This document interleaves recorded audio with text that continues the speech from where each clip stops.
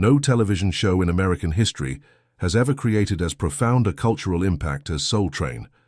Then, in 2006, the show abruptly vanished without a farewell. All details surrounding its conclusion were kept under wraps except for one, a recorded episode that never aired. What unfolded behind those unreleased scenes? Let us go back to the beginning to explore today's story in depth. Hey there, and welcome aboard. You're right on time for another super slick ride on the Soul Train. John Cornelius was born in 1936 in the south side of Chicago, growing up in an America deeply divided by racial segregation. Before entering the world of television, he held several working-class jobs, including traffic officer and salesman. In 1966, he enrolled in a short-term broadcasting course and was soon hired as a reporter at WCIU-TV, a local Chicago station. And if that's your feeling, we'd like to hear about that. Also, we're going to take our first call and find out just what it was there that he conceived and launched a new project called Soul Train, a music program dedicated to the black community. Soul Train first aired on August 17, 1970 in Chicago. It began with live performances featuring local dancers and guest musicians and quickly made waves. Just over a year later, on October 2, 1971, the show was broadcast nationwide with sponsorship from major companies such as Sears and Johnson Products Company. With its energetic music, bold fashion, and signature dance moves, Soul Train became a television phenomenon. During its golden years, the show featured a lineup of legendary artists. James Brown, Arthur Franklin, Marvin Gaye, Michael Jackson, the Jackson 5 and later LL Cool J, and Mary J. Blige all performed on the Soul Train stage. It wasn't only a platform for singers. It launched the careers of dancers like Rosie Perez, Jody Watley, Clinton Gent and Jeffrey Daniel, who would later join the group Shalimar and teach Michael Jackson the moonwalk technique. One of the program's most iconic segments was the Soul Train line, a dance showcase where two rows of people faced each other, taking turns stepping into the center aisle to perform their own signature moves. It was more than just entertainment. It was a space for self-expression, fashion culture, and personal identity. For viewers, it became a weekly cultural ritual. For participants, it was a chance that could change their lives. Don Cornelius was more than just a host. He served as executive producer, editor, and the creative force behind the show's entire identity. His demeanor, calm, refined, and serious, gave Soul Train a unique character, unlike any other music program of the time. Cornelius delivered not only a stage, but a vision. Television should not be a privilege of any one group, but a space where all cultures are represented truthfully and positively. Over 3 decades, the show aired more than 1,000 episodes, becoming the longest-running music television program of its time. At its peak in the late 1970s and early 1980s, Soul Train averaged weekly ratings of 4.5 to 5.0. Fashion and cosmetics brands targeting the black community saw it as the perfect promotional platform, further cementing the show's central role in mainstream cultural life. Beyond television, the Soul Train brand expanded into other ventures, music awards, fashion events, and merchandise. Don Cornelius consistently ranked among the most influential figures in black entertainment. In 1971, Life magazine named him one of the 100 most important Americans. But when a show becomes a cultural icon, it also faces shadows behind the spotlight. And in the case of Soul Train, the shifting tides of the era were something even its founder had to confront. In the next chapter, Soul Train would face a whirlwind that signaled the arrival of a looming crisis, the rift behind the scenes. Don Cornelius had long been known as a strict operator. He not only controlled the content aired, but also intervened in the appearance, costumes, and even choreography of the dancers featured on the show. Rosie Perez, who danced on the program for several seasons, recalled that Cornelius did not tolerate suggestive moves or anything that strayed from the aesthetic framework he approved. She was once asked to change her performance style for allegedly distorting the show's artistic direction. In addition, many dancers who had performed on Soul Train revealed that they never received any compensation. Appearing on national television was seen as a life-changing opportunity, rather than a formal job with contractual pay. Some later expressed feeling exploited, as the show tapped into their creativity and youth without offering equivalent benefits. The biggest conflict stemmed from a domain that seemed unavoidable: music.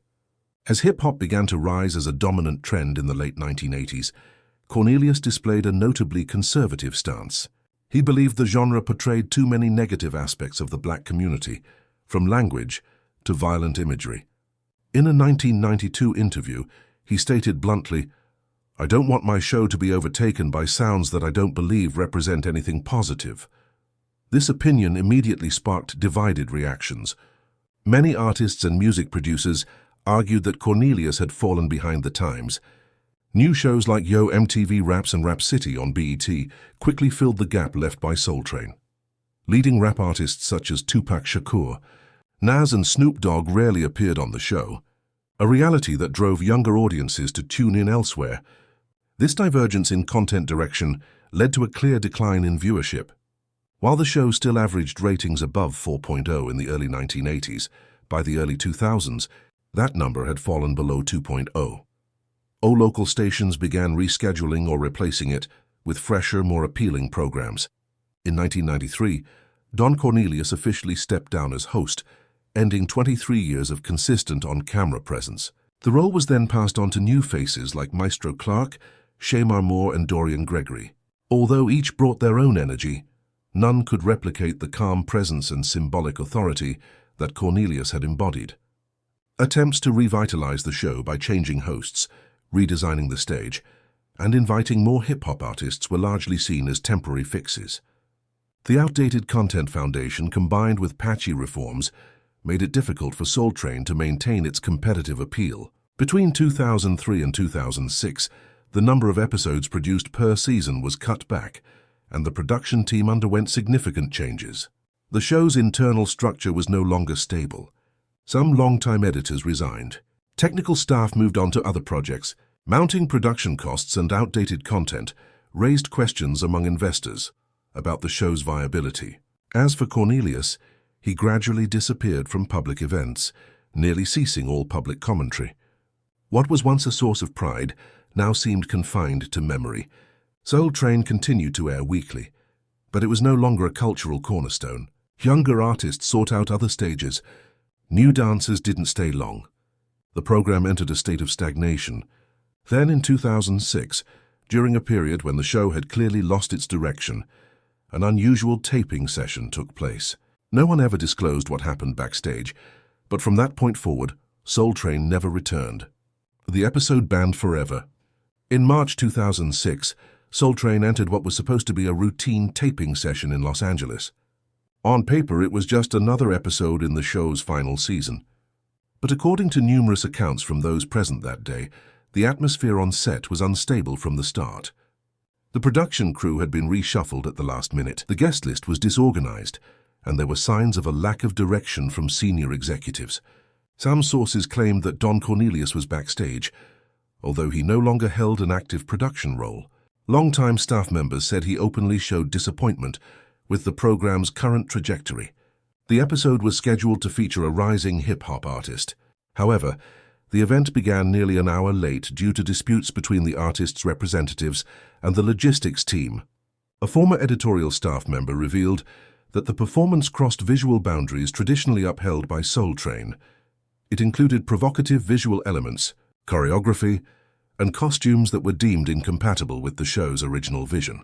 The controversy escalated when Cornelius reportedly called for a halt to the entire editing process and convened an emergency meeting with the program's distribution partners. One of the major distributors, Tribune Entertainment, withdrew shortly afterward. This withdrawal left Soul Train without a sufficient network to continue national television broadcasts. According to internal data, within 3 weeks of the taping, more than 40% of local affiliates had stopped airing the show. No formal announcement was made, but industry insiders understood this was effectively the final episode. The official website stopped updating. Television networks replaced the show's time slot with other programs, and the production schedule was indefinitely cancelled. Not long after, several media reports began referencing the buried episode as the primary reason behind the show's end. Although it never officially aired, footage from that day's taping remained in the possession of several former staffers. Fan pages on social media discussed the incident and referred to it as a cursed performance. The controversial episode did more than disrupt a single taping. It marked the silent end of one of the most iconic television programs in American history. But every ending leaves a trace, and for Soul Train, the consequences of that fateful moment went beyond going off the air. It became a fracture in the very legacy Don Cornelius had worked so hard to build. Tragedy strikes the man behind it all. Right after Soul Train went off the air, the media fell silent. John Cornelius, the man synonymous with the brand since day one, declined all interview requests following the incident. In a brief appearance on a local radio station in 2007, he simply said, "I think it went far enough." From that point on, he almost completely withdrew from public life. Many believed he felt betrayed by the very system he once controlled, when new hands steered the show in a direction he no longer recognized. While the public remained confused, a few former dancers and guest performers began sharing personal reflections. Rosie Perez called the show's sudden end an unnamed sadness. Dorian Gregory, the host during its final stretch, admitted that no one on the team had received clear communication.